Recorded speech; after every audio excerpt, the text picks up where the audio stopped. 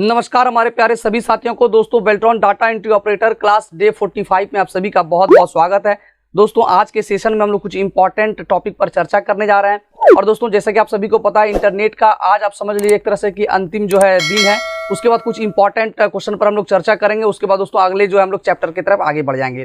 तो चलिए दोस्तों हम लोग आगे बढ़ते हैं। दोस्तों उससे पहले मैं आप सभी को बताने जा रहा हूँ कि अगर आप अभी तक जो है हेल्पिंग गौरव के द्वारा यानी कि हमारे द्वारा जो नोट्स तैयार की गई है, जो NIOS कोड संख्या 336 के सिलेबस से तैयारी करने का आपको बेहतरीन मौका देता है। ये नोट्स कुल 979 पेज का है। इस नोट्स में आपको जो है वर्ष 2019 में पूछे गए सभी 41 पालियों का जो है प्रश्न पत्र का संग्रह दिखेगा। उसके अलावा 2021 में जो एग्जाम हुआ एक पाली का, उसको जोड़कर दोस्तों मैं यहाँ पे 42 लिखा हूँ, उसका भी प्रश्न पत्र का संग्रह दिखेगा। उसके अलावा दोस्तों आपको very important objective question, very important shortcut और वेरी इंपॉर्टेंट फुल फॉर्म देखने को मिलेगा। इसके अलावा भी दोस्तों बहुत सारी चीजें हैं जो आपको इस जो है नोट्स में देखने को मिलने वाला है। अगर आप ये नोट्स अब तक परचेस नहीं किया और नोट्स परचेस करना चाहते हैं तो अभी के अभी आप www.helpinggaurav.com के वेबसाइट पर चले जाइए। वहां पे आपको Beltron DO notes buy now का ऑप्शन दिखेगा बाएं साइड में। उस पर आप लोग क्लिक करेंगे, आपके सामने एक फॉर्म ओपन हो जाएगा। उसके ऊपर में आपको QR कोड दिखेगा। QR कोड को स्कैन करके आपको 499 रुपीज जो है गूगल पे से, याद रहे दोस्तों आपको गूगल पे से पेमेंट करना है। अपना नाम, अपना जीमेल अकाउंट, अपना व्हाट्सएप नंबर और अपना शॉर्ट स्क्रीन पेमेंट का अपलोड कर देना है। 24 घंटे के अंदर नोट्स आपको अवेलेबल करवा दिया जाएगा। विशेष जानकारी के लिए दोस्तों इस नंबर पर व्हाट्सएप भी आप लोग कर सकते हैं।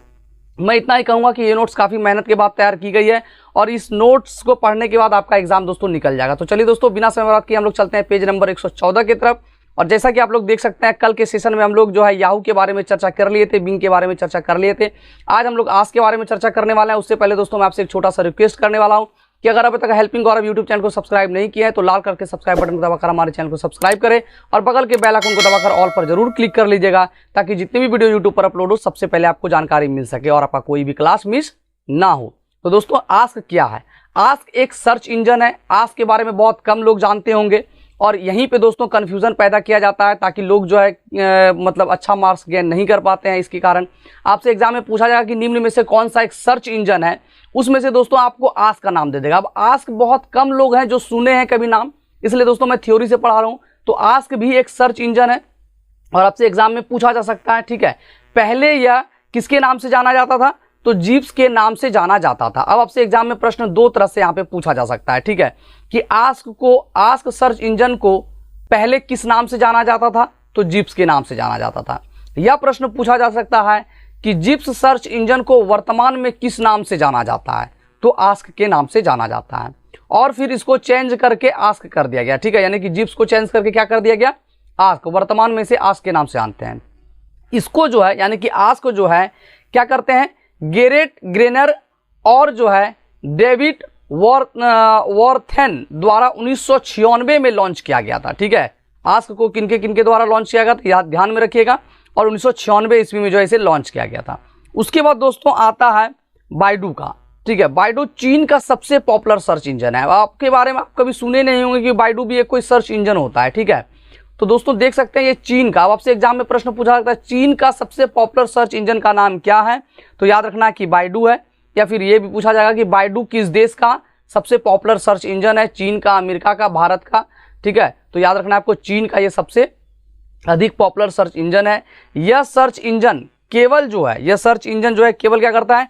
चाइनीज लैंग्वेज में अवेलेबल है। यानी कि और हम लोग उसको यूज नहीं कर पाएंगे, सिर्फ जो चाइना के लैंग्वेज जानते हैं सिर्फ उसी लैंग्वेज में ये अवेलेबल है और चाइना के में ये पॉपुलर है। ठीक है, इसके जो है फाउंडर जो है कौन है?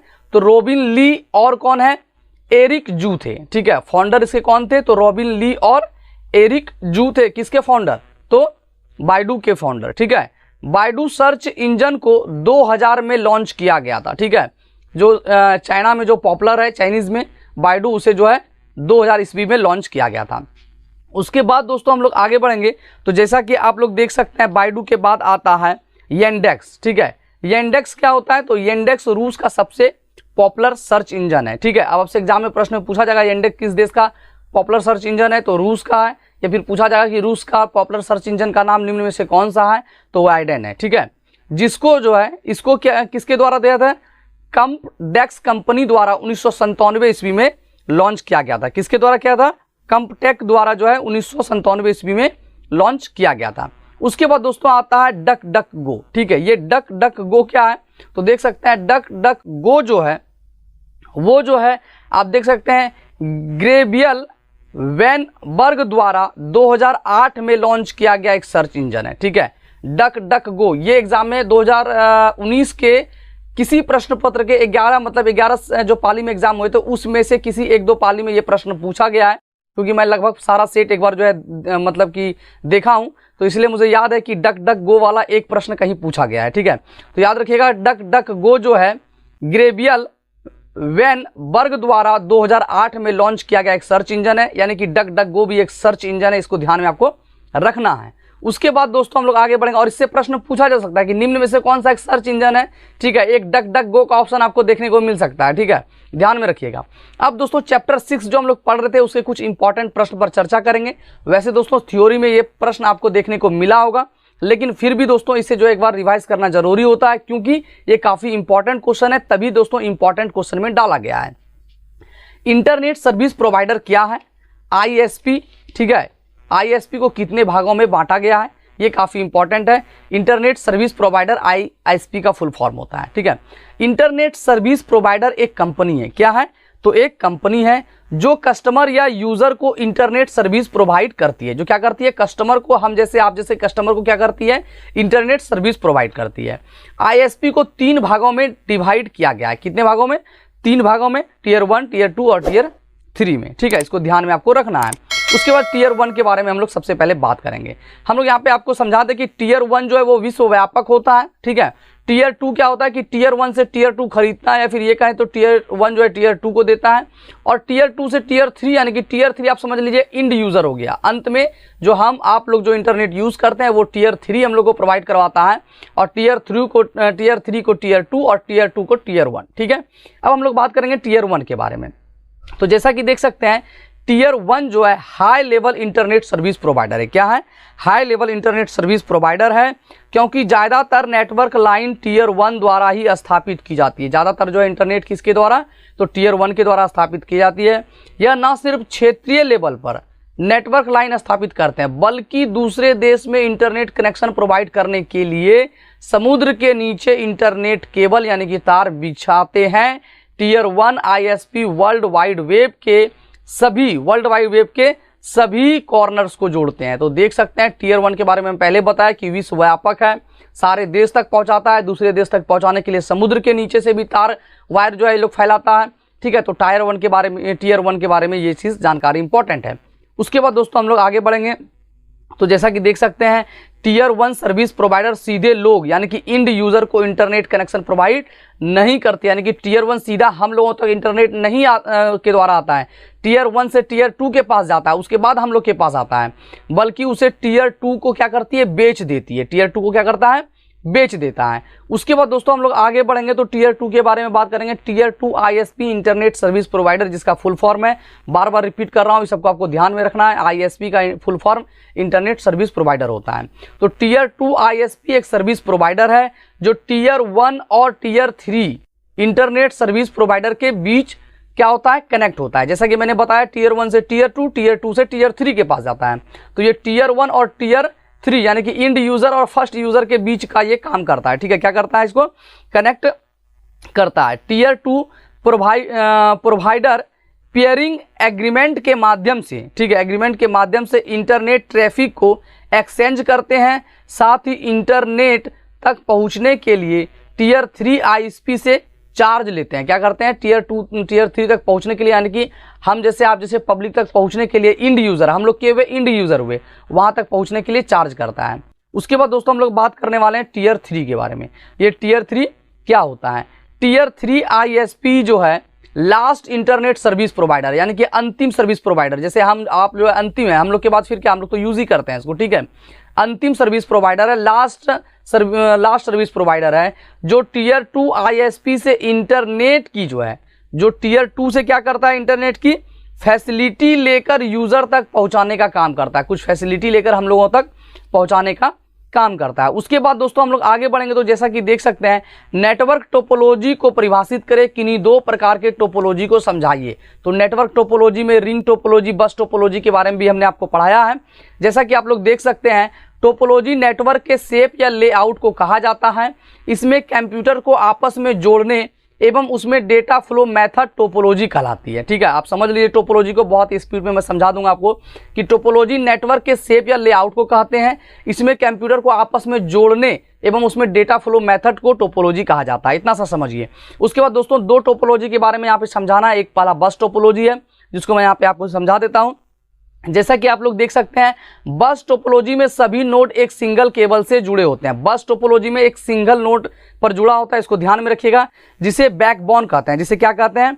बैकबोन कहते हैं। बैकबोन के दोनों छोर यानी कि स्टार्ट साइड और एंड साइड, दोनों साइड में, ठीक है, पर क्या होते हैं? टर्मिनेटर लगे होते हैं जो सिंगल जो है, जो सिग्नल को कंट्रोल करते हैं।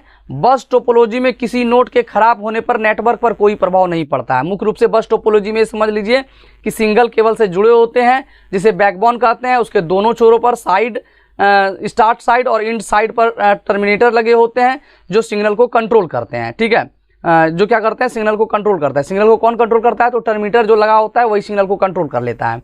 बस टोपोलॉजी में किसी नोड के खराब होने पर नेटवर्क पर कोई प्रभाव नहीं पड़ता है, जबकि बैकबोन के खराब होने पर पूरा नेटवर्क ही प्रभावित हो जाता है। बस टोपोलॉजी का उपयोग छोटे नेटवर्क के लिए किया जाता है। बस टोपोलॉजी के नेटवर्क को क्रिएट करना बहुत ही सरल होता है। यह बहुत ही सस्ती टोपोलॉजी है। ये क्या है? बहुत ही सस्ती टोपोलॉजी होती है, महंगी टोपोलॉजी ये नहीं है। उसके बाद दोस्तों हम लोग आगे बढ़ेंगे तो रिंग टोपोलॉजी क्या कहलाता है?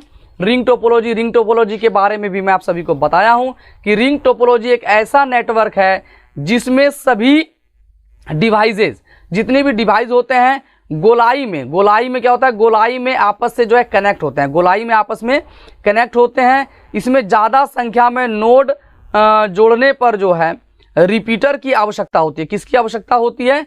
तो रिपीटर की आवश्यकता होती है। ठीक है, रिंग टोपोलॉजी में डेटा जो है ट्रांसमिशन यूनिडायरेक्शियल होता है।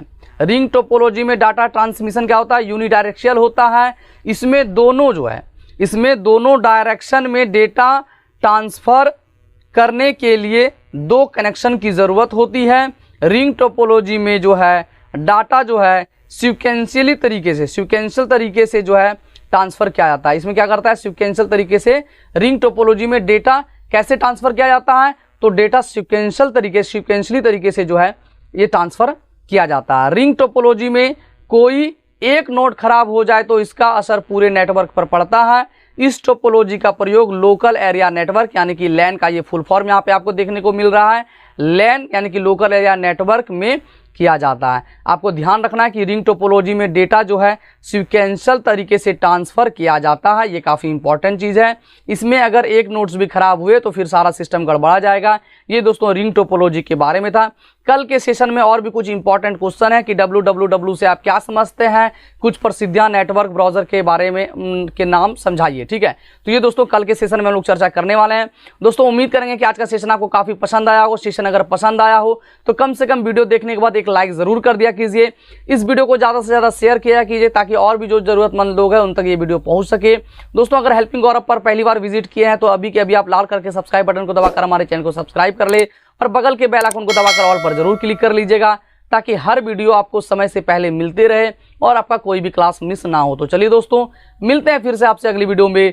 तब तक के लिए बाय एंड टेक केयर। जय हिंद, वंदे मातरम।